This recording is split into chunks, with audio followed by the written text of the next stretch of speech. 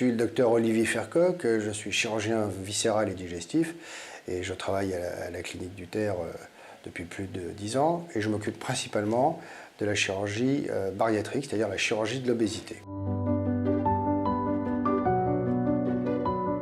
C'est une chirurgie qui s'adresse aux patients obèses, puisque par définition, c'est une chirurgie qui va avoir pour but de soigner l'obésité.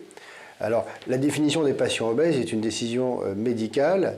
Elle se fonde sur le calcul de l'indice de masse corporelle, qui est un petit calcul que l'on fait entre le poids et la taille.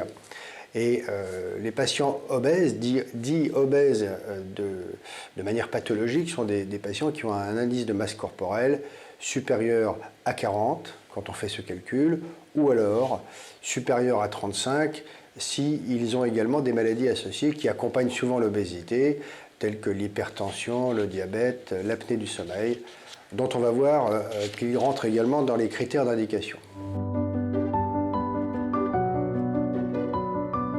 Concernant les différentes chirurgies de l'obésité, il y a deux catégories d'opérations. La première catégorie, ça consiste essentiellement à réduire la taille de l'estomac. Donc en diminuant le volume de l'estomac, on va diminuer la capacité alimentaire des patients et donc entraîner le fait de manger moins et donc de maigrir. Ça, c'est la première catégorie.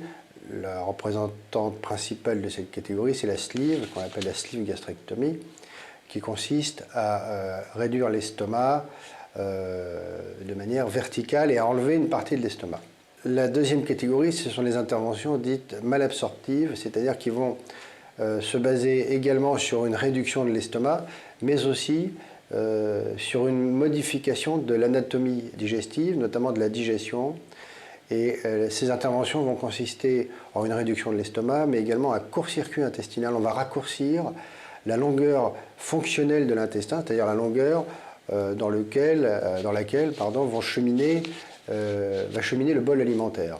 Et par ce biais, donc, on va entraîner une malabsorption modérée, notamment des graisses, qui va également entraîner un amaigrissement. Il y a une première consultation avec le chirurgien, souvent spontanément, mais également adressée par son médecin traitant de plus en plus fréquemment. Au cours de cette consultation avec le chirurgien, on va lui exposer les différentes techniques possibles. On va également lui exposer s'il est un bon candidat, entre guillemets, ou non, c'est-à-dire est-ce qu'il peut être opéré, parce que ce sont des opérations qui ne s'adressent pas à tout le monde. Comme on l'a dit un petit peu plus tôt, ça s'adresse à des surpoids importants. Une fois le principe de l'opération acquis, il va se dérouler pendant environ 6 mois un bilan préopératoire où le patient va consulter différents praticiens, dont le médecin nutritionniste, essentiellement le psychologue de manière obligatoirement. Et également, il y aura un suivi avec les diététiciennes. Et il y aura également une partie technique dans le bilan avec une fibroscopie, un avis de cardiologie, bien sûr, et des différents spécialistes, dont l'anesthésiste au bout du compte.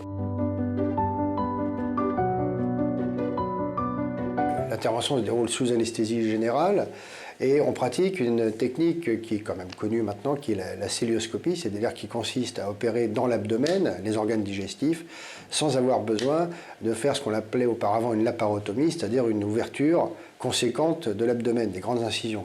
Aujourd'hui, on ne fait plus ça. L'intervention dure environ 1 heure à 1 heure et demie, suivant les cas, et ensuite le patient est bien sûr réveillé et il va passer environ entre 2 et 3 heures en salle de réveil, qui est l'endroit où, entre guillemets, l'atterrissage se fait. C'est-à-dire que le patient va se réveiller, on va surveiller ses constantes vitales, on va s'assurer que tout va bien et qu'on peut ensuite le reconduire dans sa chambre en toute sécurité, en général dans l'après-midi, puisque ce sont des interventions souvent qui se font le matin. Sur le long terme, il existe un certain nombre de complications qui sont en général, qui ne sont pas des complications graves, mais qui peuvent quand même aboutir à un certain nombre de réinterventions. Il peut y avoir des ulcères à l'estomac qui se développent dans l'opération du bypass. Donc il faut surveiller, bien sûr. Il faut prendre parfois des médicaments contre l'ulcère. Le taux de réintervention à long terme, c'est-à-dire au-delà de 5 ans, sur le temps long, il se situe autour de 5%, donc ce qui est quand même assez faible. Ça veut dire aussi que 95% des gens, une fois opérés, ont un bon résultat et n'ont pas de complications. Ce qui est donc un très bon résultat au final. Les bénéfices de l'intervention, c'est bien sûr une perte de poids importante et il faut savoir que c'est une opération qui marche bien. Globalement, on a une perte d'excès de poids qui représente 80% de l'excès de poids, c'est-à-dire que les patients perdent 80% de leur excès de poids et de manière durable. En général, ce n'est pas 1 an, 2 ans. Les résultats montrent que ça dure sur le temps long, c'est-à-dire au-delà de 5, 10, 15 ans. On a aujourd'hui un recul, notamment pour le bypass, de plus de 50 ans environ. Et pour la sleeve, aujourd'hui, on a un recul d'une vingtaine d'années. Et voilà, donc les résultats sont plutôt favorables. Alors, en ce qui concerne, une fois l'intervention faite, bien sûr, il y a la nécessité que les patients soient bien suivis pour les accompagner, parce que ce n'est quand même pas rien de perdre une cinquantaine de kilos. Il va donc falloir les suivre la première année et les revoir en consultation afin de surveiller, bien sûr, que la perte de poids se fait bien, qu'elle se fait dans de bonnes conditions, sans trop de fatigue, sans complications, et aussi qu'il ne survienne pas une dénutrition. Et là, on aura à faire quelques prises de sang au cours de la première année de surveillance. À plus long terme, bien sûr, on va espacer la surveillance, une surveillance qui va s'alléger considérablement. Il faut savoir également que ce montage de chirurgie digestive modifie un peu les organes, comme on l'a vu, et qu'il va donc falloir surveiller tous les 5 ans environ par une fibroscopie l'intérieur de l'estomac. Concernant l'alimentation des gens opérés, elle se fait en fait normalement, bien qu'au début il y ait une sensation qui soit assez forte de restriction et qui puisse un peu gêner pendant quelques semaines, au point d'avoir à s'alimenter de manière un peu liquide et mixer au début, ce qui est indispensable. Après un certain temps, c'est-à-dire après environ 4 à 5 semaines, les gens mangent normalement, ils mangent de tout, mais ils mangent moins en fait, c'est-à-dire que c'est une question de volume. On retrouve une frugalité tout à fait intéressante. Donc les bols alimentaires sont de petits volumes et on mange de tout.